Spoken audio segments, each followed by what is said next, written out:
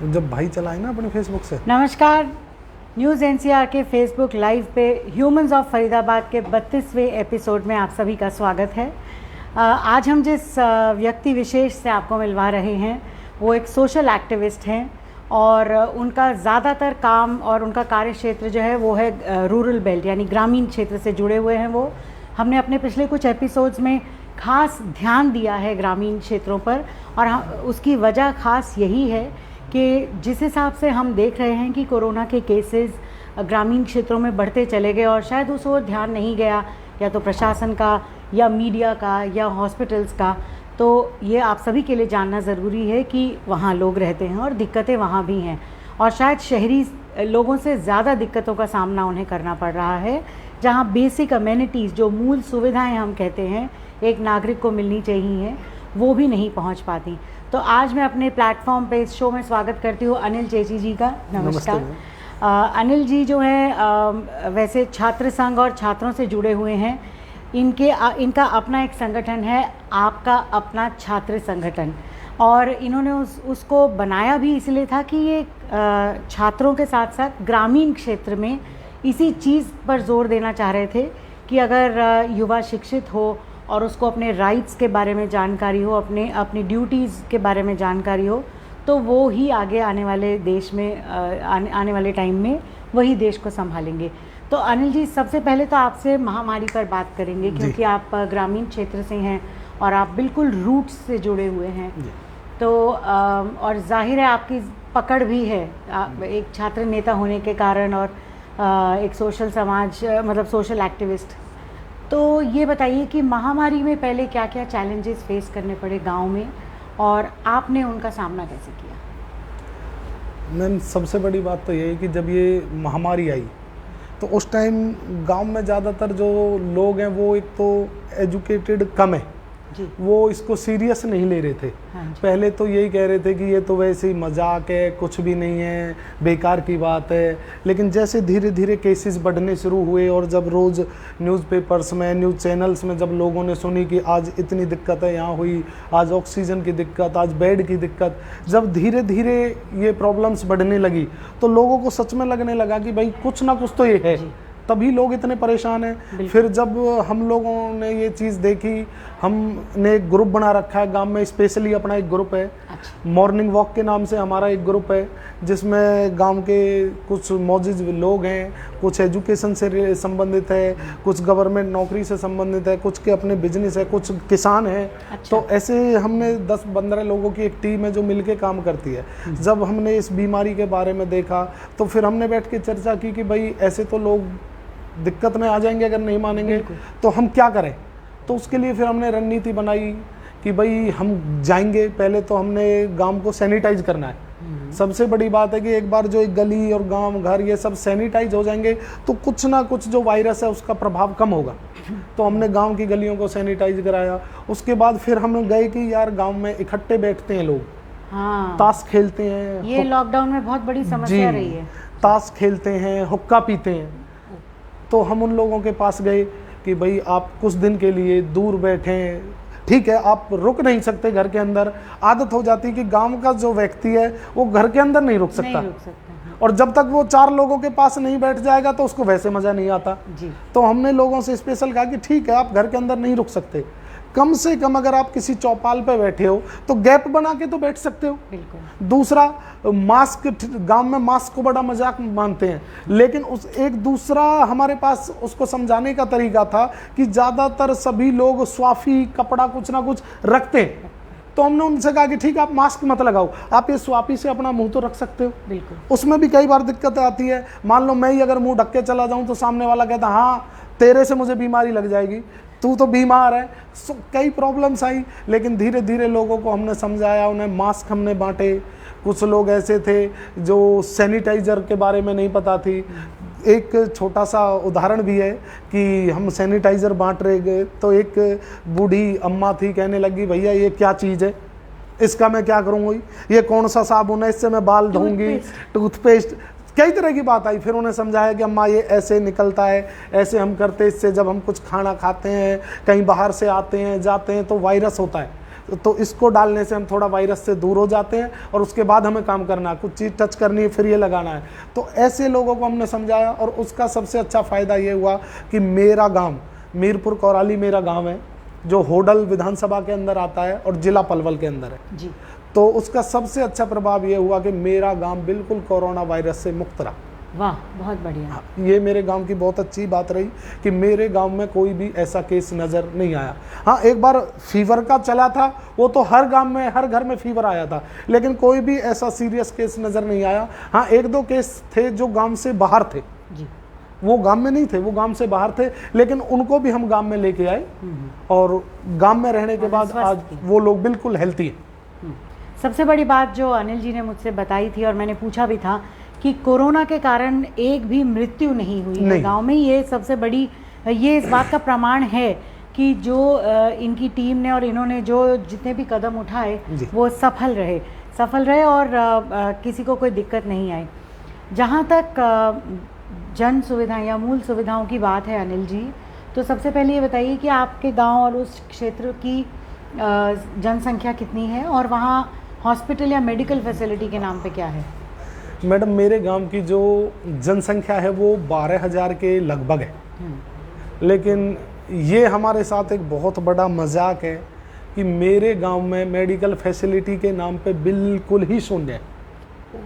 अगर किसी को कोई फीवर भी हो जाता है तो मेरे गांव में कोई भी ऐसा मेडिकल प्रैक्टिशनर नहीं है जो किसी को सिरिंज भी लगा दे।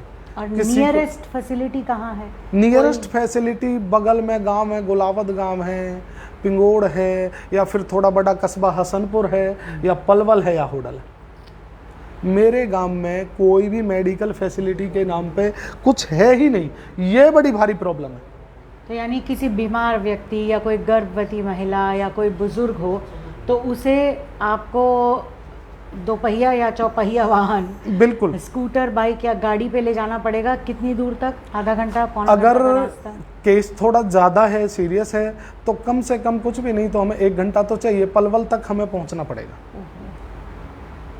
पलवल से पहले हमारे पास फर्स्ट एड तो हम करा सकते हैं कि हम 3-4-5 किलोमीटर में हमें फर्स्ट एड तो मिल जाएगी, लेकिन कोई भी प्रॉपर इलाज अगर हमें कराना है तो हमें 20 से 25 किलोमीटर जाना पड़ेगा। ओहो।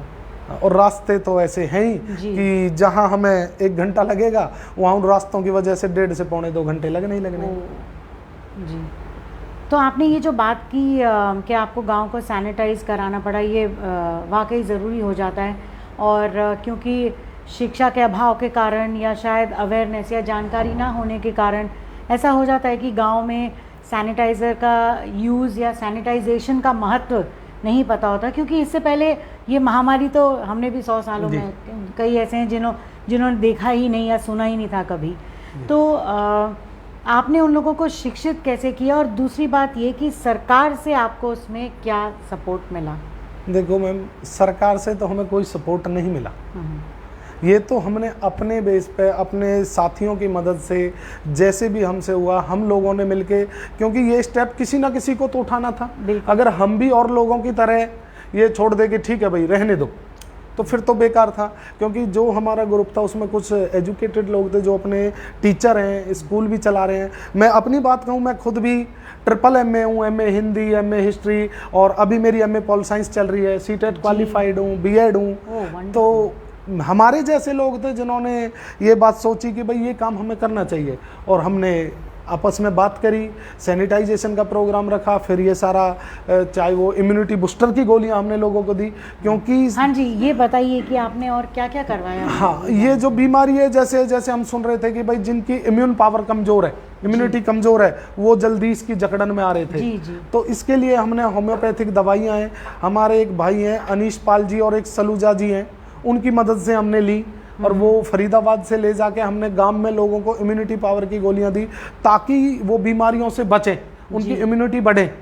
और उनका प्रभाव भी हमें देखने को मिला कि मेरे गांव में कोई बीमारी ज़्यादातर नहीं आई जी, केवल फीवर तक आया था बस। आपने हमसे ये बात शेयर की थी, हमें बताया था कि सरकार की तरफ से वहाँ बेड लगाए गए थे स्कूल में, उसके बारे में मैं जानना चाहूँगी कि मैम, सरकार की तरफ से बेड तो लगाए गए थे, लेकिन वो बेड केवल लेटने के लिए, वीडियो बनाकर अपलोड करने के लिए और केवल खाना पूर्ति के लिए कि भाई सरकार की तरफ से बजट आ गया और सरकार ने हर गांव के लिए कोविड सेंटर बना दिए। यानी वहाँ खाना, पानी, दवाई, कुछ ऑक्सीजन नहीं था, केवल बच्चों ने जा के वीडियो बनाई है और वहाँ पे अपलोड करी है कि उसके बाद वहाँ कुछ भी नहीं था।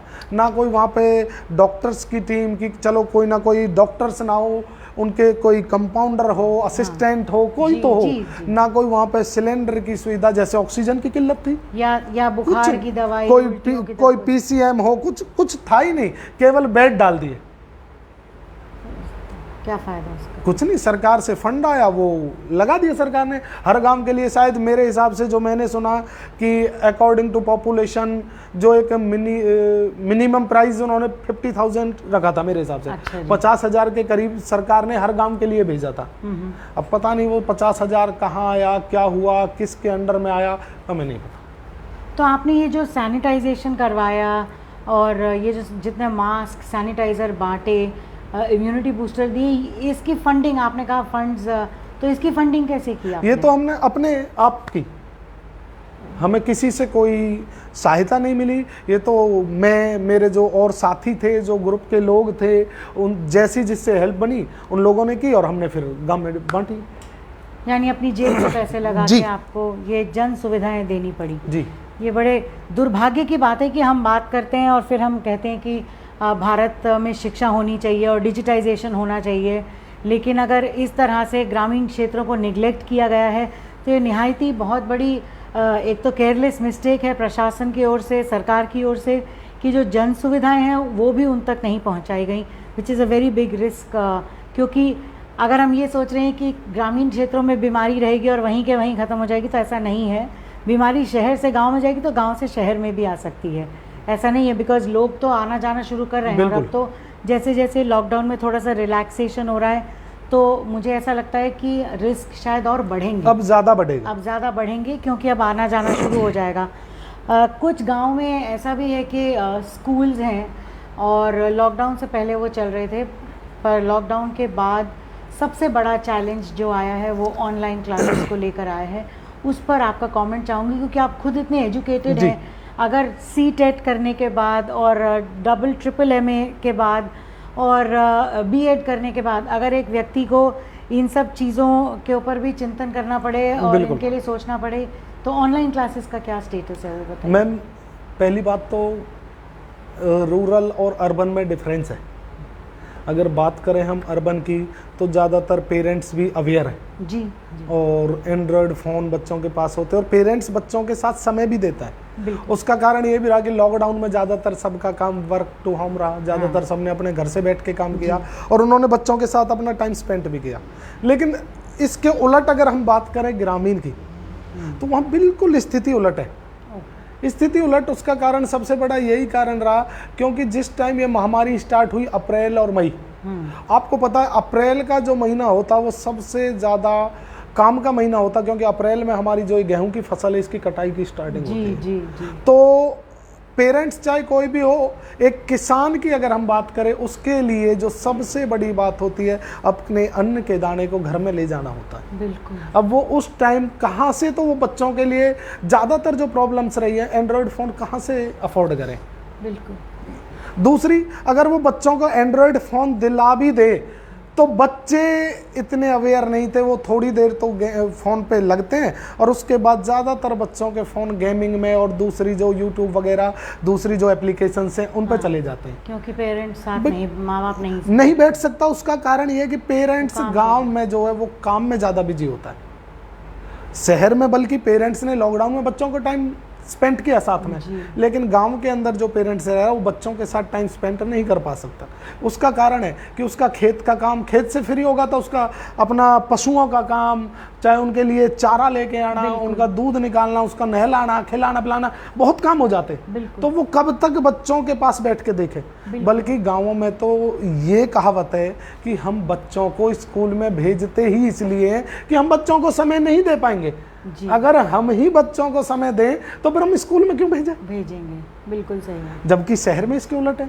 शहर में तो टीचर भी बोल देता, मैंने खुद 5 साल स्कूल में टीचिंग की है, जब मेरे पास पीटीएम में कोई पेरेंट्स शिकायत लेके आता था तो मैं भी अपने ऊपर से बात यही कहता था कि जी एक बात बताओ, आपने 2 बजे तक हमारे पास भेज दिया, हमने पढ़ा दिया, लेकिन उसके बाद आपको भी तो टाइम देना चाहिए। जी। लेकिन गांव में आप अगर ये बात कहोगे तो पेरेंट्स ये कहेगा कि भाई 2 बजे के बाद 3 बजे मैं अपने पशुओं के लिए चारा डालता हूँ, फिर उन्हें नहलाता हूँ, खिलाता हूँ, फिर उनका दूध निकालता हूँ, मैं टाइम कब दूँ? अगर टाइम मेरे पास होता तो मैं बच्चों को स्कूल में ही ना भेजता। जी।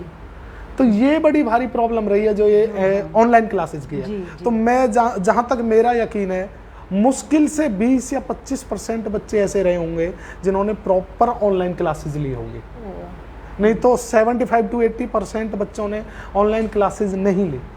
और ये बहुत बड़ा नुकसान है। हाँ बिल्कुल नुकसान है, क्योंकि जब ये साल बीतेगा और जब हम अगले साल नए सेशन में जैसे ये बच्चे कदम रखेंगे तो शायद ये वहाँ तक पहुँच भी नहीं पाएंगे, नहीं पहुँचेंगे, क्योंकि उनके पास शिक्षा नहीं है, नहीं पहुँचेंगे। वैसे ये कोई अतिशयोक्ति नहीं होगी। और इनकी ये बात सुन के मुझे इस चीज़ का एहसास हो रहा है कि अगर हमारे घर में पिछले साल से इस साल तक लॉकडाउन के समय में, इस महामारी के समय में अगर दूध और गेहूं और राशन आया है तो ये कोई अतिशयोक्ति नहीं कि ये ग्रामीण बच्चों की शिक्षा के कॉस्ट पर हमारे घरों में आया है।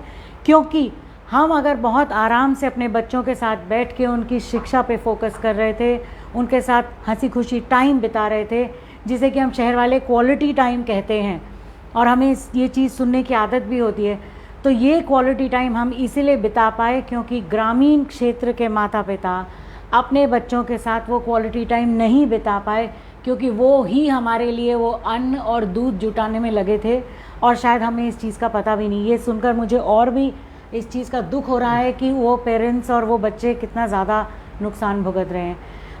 अनिल जी, आपका जो छात्र संगठन है उसमें लगभग कितने लोग आपसे जुड़े हुए हैं? अभी जो मेरे छात्र संगठन में पीछे हमारे 600-700 के करीबन स्टूडेंट हमसे जुड़े। 600-700 काफ़ी अच्छा नंबर है।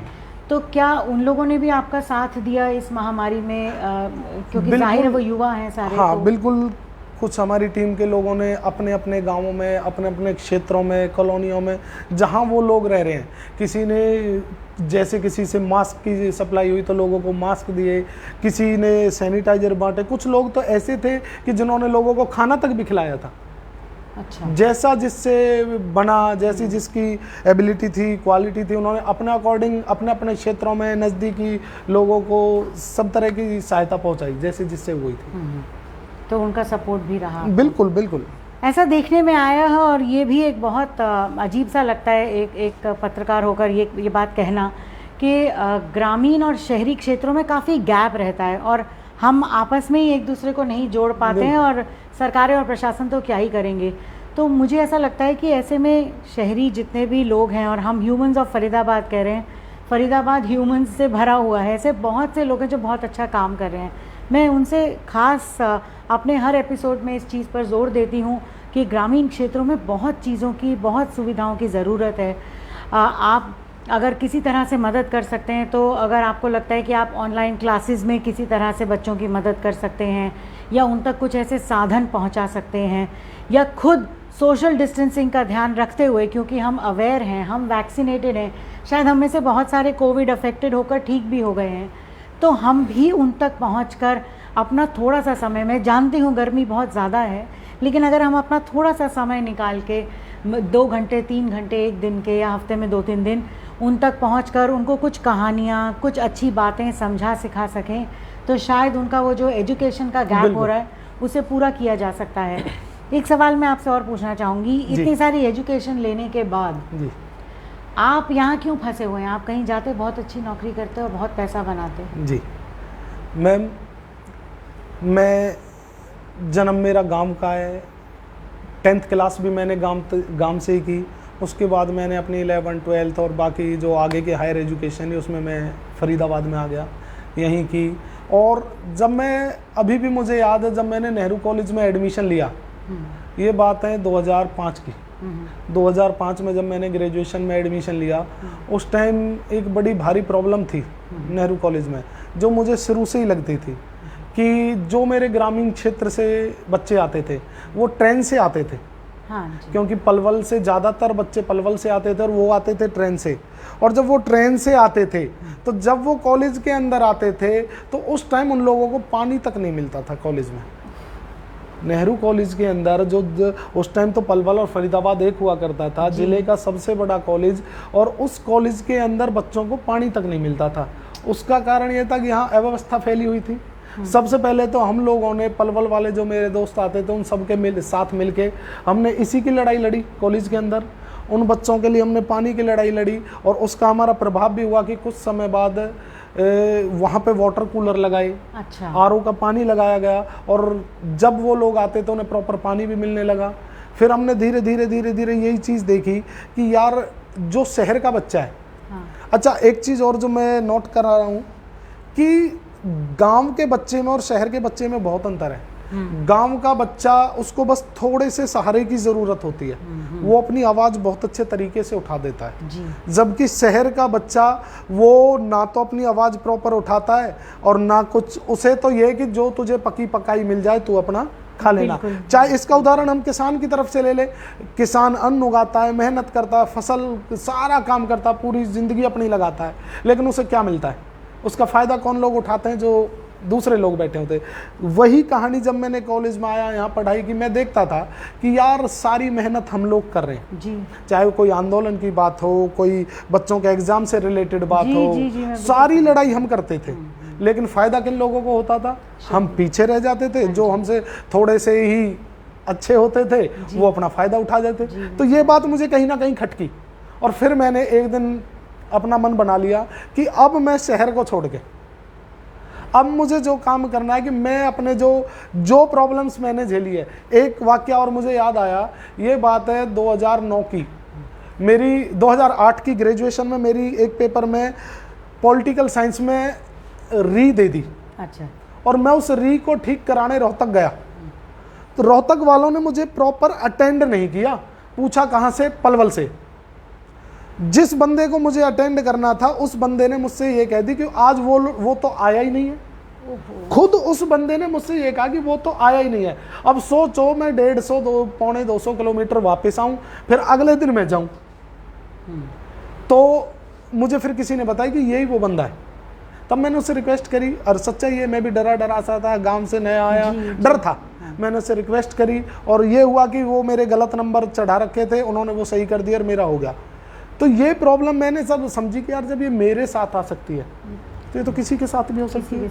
और इसके लिए हमने, शायद पीछे आपको याद हो या ना हो, हमने मिलके एक लड़ाई लड़ी थी रीजनल सेंटर बनवाने की। अच्छा। फरीदाबाद और पलवल के जो स्टूडेंट, जितने भी गांवों से जो बच्चे आते हैं, किसी के भी अगर मार्क्स में कोई प्रॉब्लम होती है, किसी के रोल नंबर में कोई प्रॉब्लम होती है, कोई भी दिक्कत होती है, हमें हर छोटे छोटे काम के लिए रोहतक जाना पड़ता है। ओहो। तो हमने 2013 की बात है, जब कांग्रेस सरकार थी, तो हमने ये मांग रखी जी कैसे ही करके फरीदाबाद और पलवल, ये क्योंकि मेवात को तो उन्होंने गुड़गांव से कनेक्ट कर लिया, रेवाड़ी और महेंद्रगढ़ की मीरपुर यूनिवर्सिटी कनेक्ट कर दी, सारे जिलों में यूनिवर्सिटी कनेक्ट कर दी, रह कौन गई? पलवल और फरीदाबाद। जबकि सच्चाई है कि हरियाणा का सबसे ज्यादा रेवेन्यू फरीदाबाद देता है। एब्सोल्युटली, इंडस्ट्रियल टाउन फरीदाबाद सबसे ज्यादा रेवेन्यू देता है और सबसे ज्यादा पीछे काउंटिंग हमारी हो रही है। तो हमने एक बात रखी, कांग्रेस सरकार थी तो हम लोग मिले थे, उस टाइम हुड्डा साहब सीएम थे, हम लोग मिले थे, एक पूरा हम लोगों का ग्रुप गया था कि जी आप हमारा एक काम करो, फरीदाबाद और पलवल के जो बच्चे परेशान होते छोटे छोटे कामों के लिए रोहतक जाते हैं, आप कैसे करके फरीदाबाद और पलवल कहीं भी, हम नहीं कह रहे आप फरीदाबाद में बनाओ, आप पलवल में बना दो, कहीं भी ग्रामीण क्षेत्र में एक रीजनल सेंटर बना दो, ताकि हमें छोटे छोटे कामों के लिए वहाँ ना जाना पड़े, वो हम अपने काम यहाँ करा लें। लेकिन उस टाइम वो पास हो गया, बाद में पता नहीं क्या दिक्कतें आई, क्या बात, सरकारें बदली, सरकारें चेंज हुई और वो सारा सिस्टम ही चेंज हो गया, और मुद्दे वही हैं, वहीं के वही है।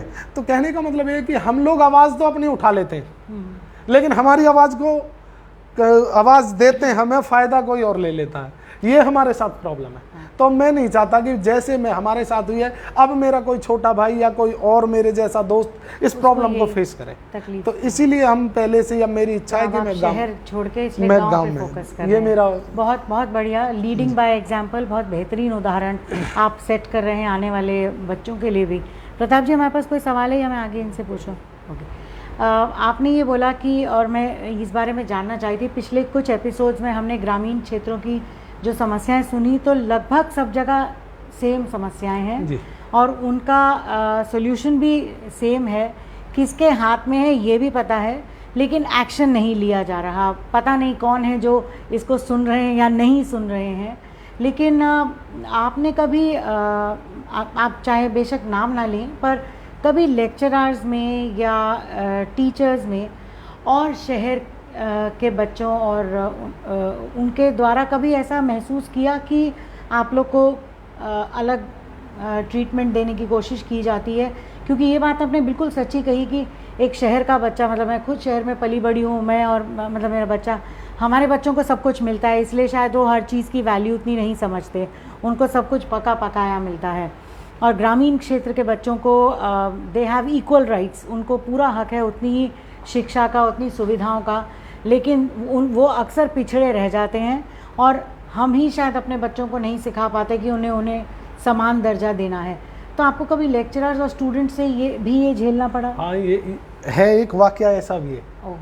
ये वो प्रोफेसर का, ना देखो नाम तो मैं नहीं लूँगा, वो वैसे भी बड़े ओहदे पे भी हैं।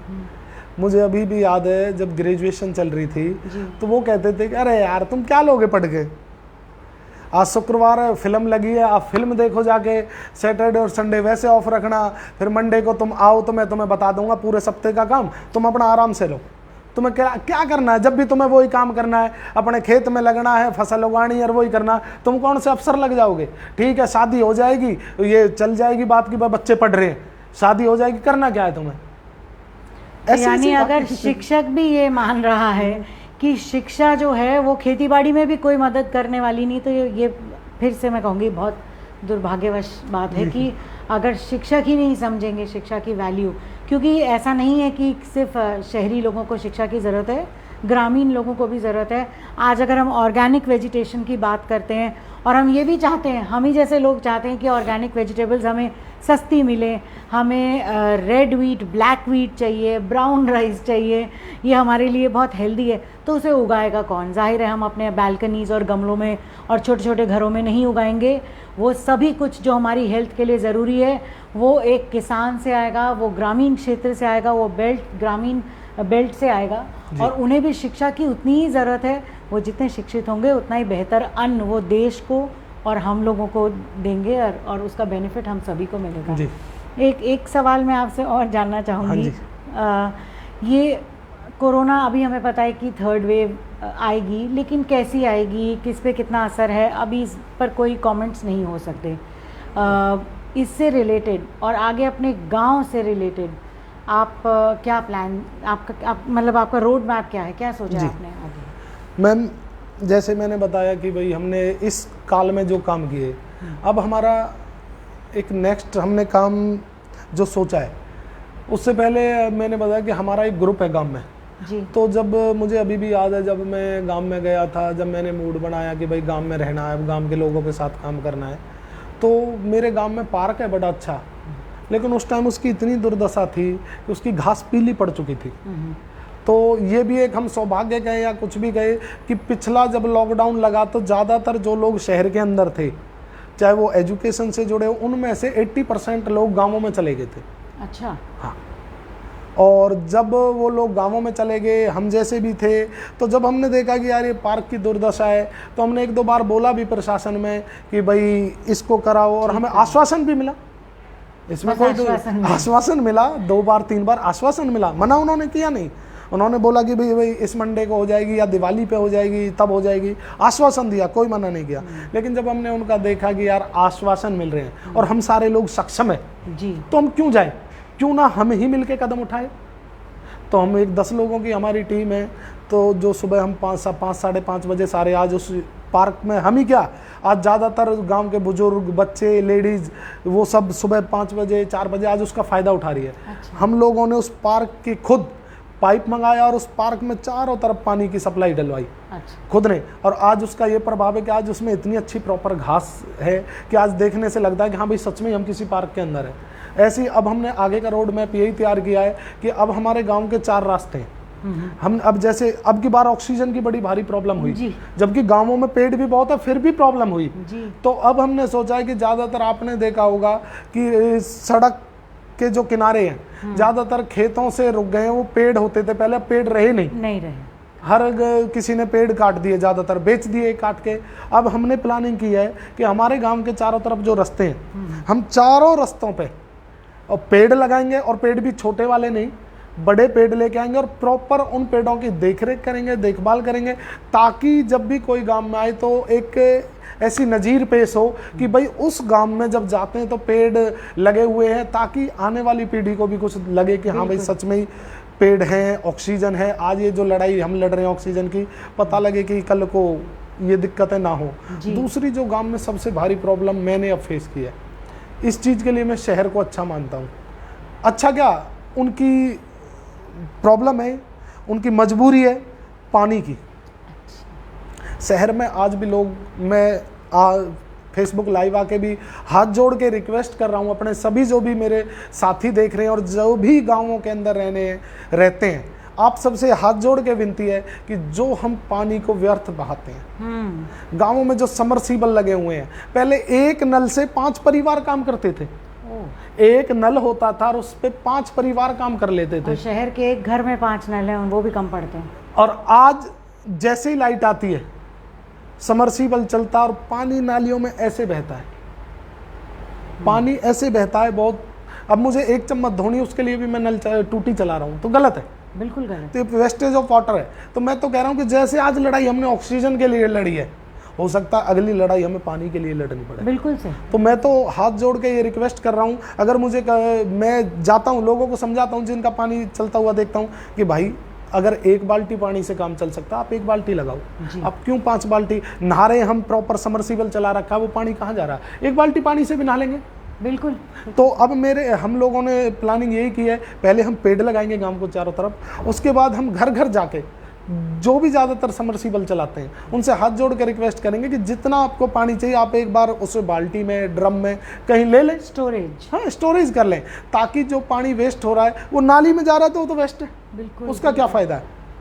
दूसरा, मेरे गांव के अंदर मेडिकल फैसिलिटी के नाम पे कुछ है ही नहीं। मेरी इच्छा यही है कि अगर प्रशासन की मदद से या जैसे भी आगे हमें कोई मौका मिलेगा, कोई समय आएगा, तो कम से कम एक PHC centre, primary health care चाहिए हमें।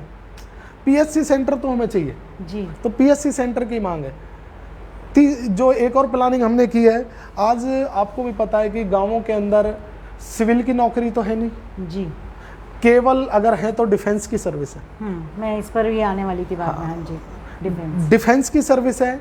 मैं देखता हूँ ये मेरे गांव की बहुत अच्छी बात है, मेरे क्या हर गांवों की ये बहुत अच्छी बात है कि आज अगर हम सीमा की तरफ से सुरक्षित हैं तो मेरे गांवों की वजह से, मेरे जो गांवों में रहने वाले उन लड़कों की वजह से है, उन बच्चों की वजह से है जो सुबह 4 बजे बिस्तर छोड़ देते हैं। और आप किसी भी गांव में चले जाना, किसी भी सड़क पर चले जाना, किसी भी रास्ते पर चले जाना, सुबह 4-5 बजे से लेके और इधर शाम को 5 बजे के बाद हर गांव में 100-100, 150-150 लड़के अपने डिफेंस की तैयारी करते हैं, आर्मी की तैयारी करते हैं। ये मेरे गाँवों की एक बहुत अच्छी क्वालिटी है कि आज हम उनकी वजह से सुरक्षित है। आर्मी जो आज हमारी है, क्योंकि आपको भी पता है जो अर्बन एरिया में लोग रह रहे, जो शहरों के अंदर रह रहे, कितने परसेंटेज आर्मी में है जी।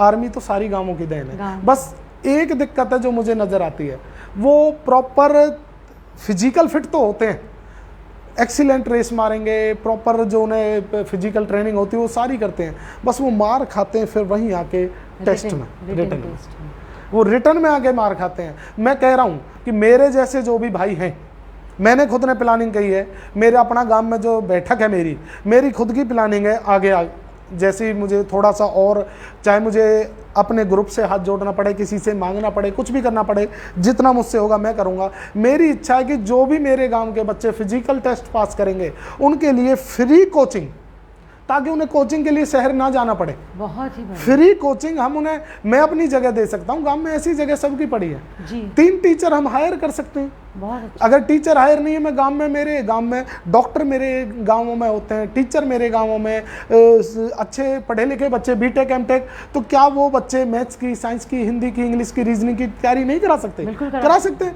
हम घर जाएंगे, पूछेंगे भाई कौन का बच्चा अच्छा है, जो कोई बच्चा एमटेक है उससे हम कहेंगे भाई तू साइंस की तैयारी करा, मैथ की तैयारी करा।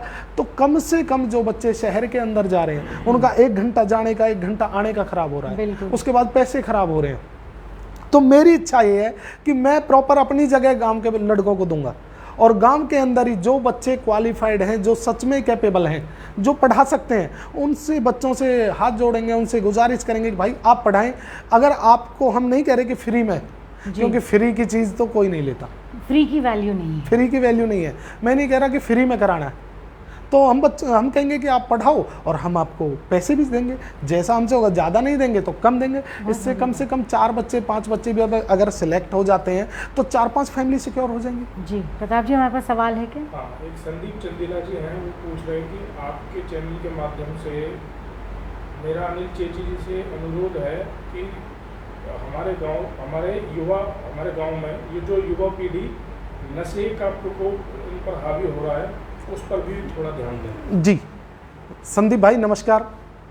ये बिल्कुल आपकी बहुत अच्छी बात है कि नशे की तरफ हमारी युवा पीढ़ी बहुत जा रही है, और ज़्यादातर गांवों में मैं भी देखता हूं कि 16, 17, 18 साल के लड़के शौक में हुक्का पीते हैं, जो कि सच में ही बहुत बुरी बात है। और मैं तो कह रहा हूं मेरी अपनी सभी युवा साथियों की, आपका जो ये समय है जिसे आप नशे में बर्बाद कर रहे हो, ये समय आपका एजुकेशन की तरफ जाने का है। अरे नशा करना है, मैं कह रहा हूँ नशा करो, भगत सिंह की तरह करो, नशा करो पढ़ाई से करो, नशा करना है अपनी एजुकेशन से करो, अपनी नौकरी से करो, अपनी माँ से करो, बाप से करो, नशा करना है इनका करो।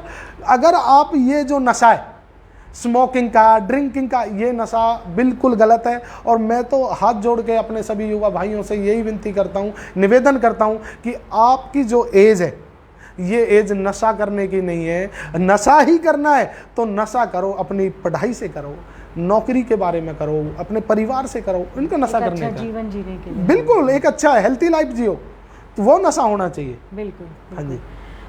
अनिल जी से कई विषयों पर चर्चा हुई है, और मुझे लगता है एक क्या हमारे पास और सवाल है प्रताप जी? एक सवाल अच्छा। मेरी तरफ से है अनिल जी को। अभी जो गांव को लेकर आपने इतनी सभी बातें की, आपने साझा की दर्शकों के साथ में, मेरा भी एक पर्सनली सवाल आपसे ये है, क्या आप खुद अपने गांव के विकास के लिए आप खुद क्यों नहीं आगे आते हैं? या आपको नहीं लगता कि आपको एक ऐसा माध्यम बनना चाहिए अपने गांव के विकास को लेकर, और जो भी समस्याएं हैं, ताकि आप एक प्रतिनिधि के तौर पर भी वहाँ अपने गांव में आए, लोगों के बीच, और लोगों का विकास भी हो सके? जी, मैं हमारे दर्शकों के लिए बता दूं, अगर नहीं सुन पाए होंगे, तो सवाल प्रताप जी का ये है कि अनिल जी ना केवल एक सामाजिक कार्यकर्ता, सोशल एक्टिविस्ट के तौर पे नहीं, एक लीडर जिसके पास राइट्स, पावर और फंडिंग हो, तीनों ही हो, और साथ में उसका अपना पैशन मिल जाए, तो अगर ये 4 चीज़ें एक ही व्यक्ति में मिल जाएं तो वो बेहतर काम कर सकता है। तो आप अपना रुख, पॉलिटिक्स तो मैं नहीं कहूँगी, लेकिन हाँ, आप ऐसा कुछ क्यों नहीं करते कि आप लीडर बने? और जी हाँ बिल्कुल मैम, और आपकी बात ठीक भी है कि जब इतना सब कुछ है तो प्रतिनिधि के रूप में, तो ये चर्चा आपकी बिल्कुल मुझे भी अच्छी लगी, लेकिन इसके लिए मैं काम कर रहा हूँ। अगर लोगों को सच में ही लगेगा, जी, आगे पंचायत के इलेक्शन है और भी कई मौके हैं, मैं काम कर रहा हूँ, निस्वार्थ कर रहा हूँ। अगर लोगों को सच में लगेगा कि हाँ भाई ये कैपेबल है और इसको हमें प्रतिनिधि के रूप में चुनना चाहिए, तो मैं उनकी बात सर माथे रखूंगा, उनकी बात को बिल्कुल पानी दूंगा, और आगे मौका आएगा किसी इलेक्शन का तो मैं 100% उस इलेक्शन में अपने, मेरी इच्छा है, इसमें कोई दो राय नहीं कि मेरी इच्छा है कि मैं गांव का प्रतिनिधित्व करूं। उसका वही आप वाली बात है, अभी तो मैं बिना पावर के, जी, बिना कुछ ही राइट्स के, हाँ, और बिना पैसे के, हाँ, कुछ नहीं केवल है, पैशन ये मेरा पैशन है, जुनून है जो अभी मैं कर रहा हूँ। लेकिन अगर सच में इनके साथ ये 3 चीज और जुड़ जाएंगी, आज मैं बात कह रहा हूँ कि मैं रिक्वेस्ट करके कह रहा हूँ कि मैं, मेरा ये काम है, मैं प्रशासन में किसी से रिक्वेस्ट करके बोलूँगा कि मैं अनिल और मेरा ये काम है, उसे करने में वो थोड़ा सा घुमाएंगे फिराएंगे। लेकिन जब मैं जाके ये कहूँ जी मैं फलाना प्रतिनिधि और मेरे साथ ये गांव है, तो वो तुरंत उस काम को करेंगे। बिल्कुल, ये तो है, मेरी भी इच्छा है कि मैं गांव का प्रतिनिधित्व करूं और इसके लिए मैं प्रयास करूंगा। बाकी अगर गांव सच में चाहेगा तो मैं उनका प्रतिनिधित्व संभालने के लिए तैयार हूं। तो आपकी इसी बात पर संदीप चंदीला जी ने फिर लिखा है कि फरीदाबाद के सभी गांव के आसपास के सभी गांव के पढ़े लिखे युवा से अनुरोध है कि ज़्यादा से ज़्यादा नहीं तो केवल अपने गांव की राजनीति पर ध्यान दें, तो आप अपने गांव का खुद ही आप सुधार कर सकते। बिल्कुल संदीप भाई, आपकी बात बिल्कुल ठीक है। और आज वही बात अभी मैम ने भी रखी कि मुझे खुद ही अपने गांव का प्रतिनिधित्व करना चाहिए, क्योंकि उसका सबसे बड़ा फायदा ये कि मुझे एक तो मजबूती मिल जाएगी, पावर मिलेंगी, राइट्स मिलेंगे, फंडिंग मिलेगी और मैं अच्छे तरीके से काम भी कर पाऊंगा। तो आपकी बात बिल्कुल मैं आगे रख के कहता हूं कि मैं अब की बार पंचायत का इलेक्शन आएगा तो मैं कोशिश पूरी 100% करूंगा। बाकी जैसे गांव का रुख होगा, जैसे बुजुर्गों का रुख होगा, वैसे उनका मुझे साथ चाहिए। जी, मैं अपने शहरवासियों से भी एक खास अनुरोध करूंगी और मैं उनसे जेन्युइनली ये रिक्वेस्ट करना चाहती हूँ, जो शहर में एक एसी कमरे में बैठ के कहते हैं कि मैं आर्म्ड फोर्सेस के लिए काम करता हूँ, मैं सैनिकों का सम्मान करती हूँ, मैं शिक्षा को गांव तक पहुँचाना चाहता हूँ, तो अपने कंफर्ट जोन से, अपने एसी कमरों से बाहर निकलिए।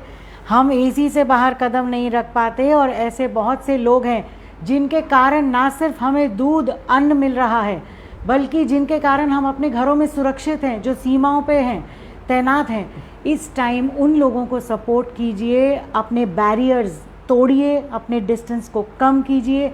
अगर वो आप तक नहीं पहुंच पाते, हिचकते हैं, तो आप उन तक पहुंचिए, आप उन तक पहुंचिए। मैं शिक्षाविदों से कहूँगी, इतने शिक्षाविद we are very lucky, Faridabad में इतने स्कूल और इंस्टीट्यूट्स, कॉलेजेस हैं। ये जो शिक्षाविद अब अपनी शिक्षा अपने अंदर समेटे संजोए बैठे हैं, और मैं जानती हूँ ऐसे बहुत से लोग हैं जो पैसे के लिए ये काम नहीं करते, पर अगर गांव की ओर से एक छोटा सा मान दे, एक ऑनरेरियम, कि वो आपके गांव तक आएँ और कुछ अच्छे विषयों पे बच्चों से बातचीत करें और उन्हें ये समझाएं कि फ्यूचर में करियर केवल फ़ौज ही नहीं, फ़ौज भी है, पर उसके अलावा और भी कई ऑप्शंस हैं, ऐसे करियर्स हैं जिनके बारे में वो अवेयर नहीं है। नहीं तो पढ़ लिख के फिर तो आप ही शहर में बैठिए और पैसा कमाइए, फिर क्या ज़रूरत है गांव में पढ़े लिखे लोगों की। आप पढ़ते जाइए और गांव ख़त्म होते जाएंगे। और फिर कोई ऐसा भी समय आएगा कि जब हम इतने पढ़ लिख जाएंगे कि हम शायद खेती बाड़ी को बहुत ही नीच काम समझेंगे, कौन जानवरों का दूध निकाले। तो फिर उस समय का वेट करते हैं जब मशीनें आ जाएंगी, और तब तक शहर ही शहर है और गांव है ही नहीं। तो अनिल जी, आपका बहुत बहुत धन्यवाद, आपने हमसे इतनी सारी जानकारी साझा की। और हमारा कांस्टेंट ये प्रयास, ये कोशिश रहती है, और ईश्वर करे कि आपके साथ बहुत सारे लोग जुड़ें, शिक्षाविद हों, सोशल वर्कर्स हों, चैरिटी दीजिए, फंड्स रेज कीजिए। There are so many things जिनकी गांव में ज़रूरत है। हम कल शाम 4 बजे फिर आपके सामने एक नए गेस्ट के साथ अपना ये शो लेकर आएंगे। तब तक के लिए हमें आज्ञा दीजिए। नमस्कार। नमस्कार।